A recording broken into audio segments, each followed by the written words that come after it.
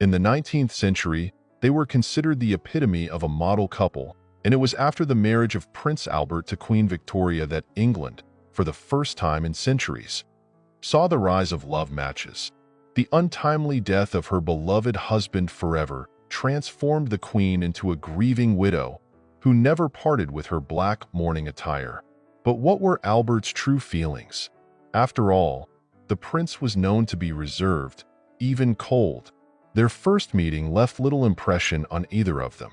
Victoria was not considered a beauty, and Albert, a strikingly handsome man, behaved with unusual detachment. In letters following their introduction, the princess, not yet on the throne, mockingly referred to Albert as a delicate stomach and openly admitted she had no intention of marrying him. However, they were pushed together by their mutual uncle, the King of Belgium.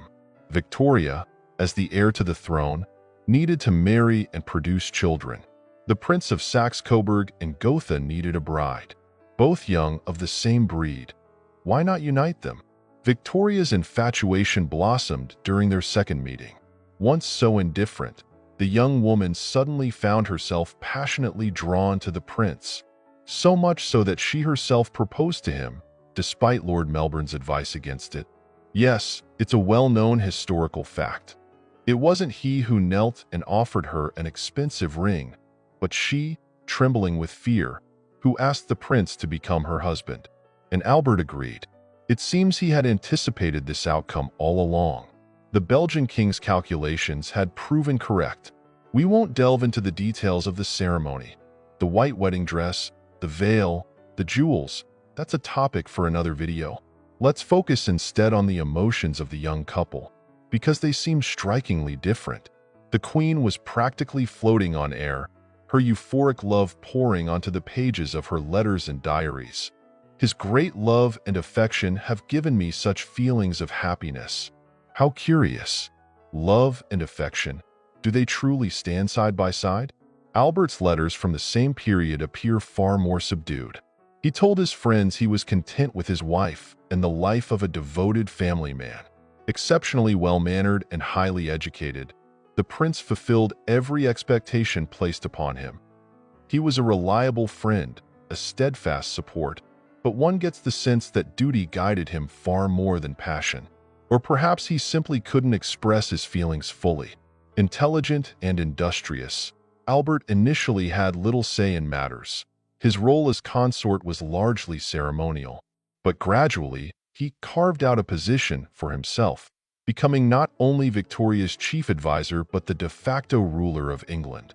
The Queen, frequently pregnant, struggled with her health.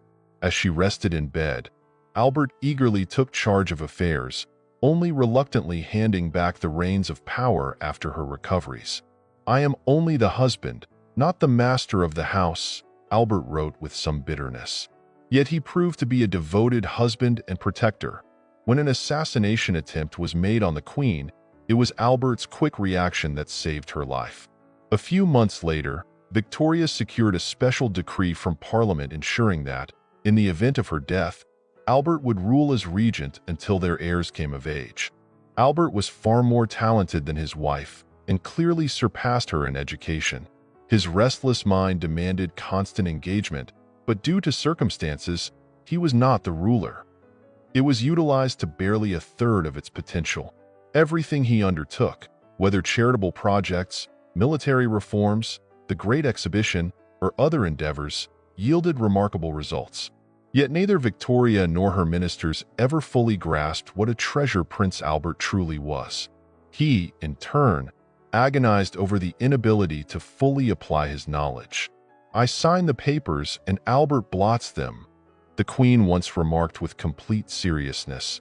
The Queen's narrow-mindedness and her evident intellectual limitations contributed to what historian Dagdale described as Albert's spiritual depression. As for his influence on Victoria, Albert wrote with a touch of irony, "Uncle Leopold tells me I whisper in Victoria's ear, and she then persuades Aberdeen being the British Prime Minister. But this was merely shadow politics. He is my angel," Queen Victoria would say. Yet Albert remained as reserved as ever. Of course, they had been raised differently and were temperamentally opposites. Even their intimate lives were mismatched. Albert shared his wife's bed for the sake of producing heirs, while Victoria turned out to be far more passionate than anyone had expected. After the birth of their last child, when the doctor advised that the English queen should have no more children, Victoria was horrified. Must I really give up the embraces of my beloved?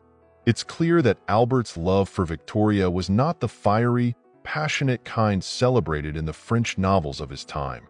In December of the year 1861, Prince Albert passed away. The grief-stricken queen was inconsolable.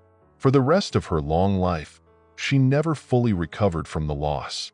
Legend has it that Albert's final words, spoken in German, were, "My dear wife." Yet scholars and biographers continue to debate to this day.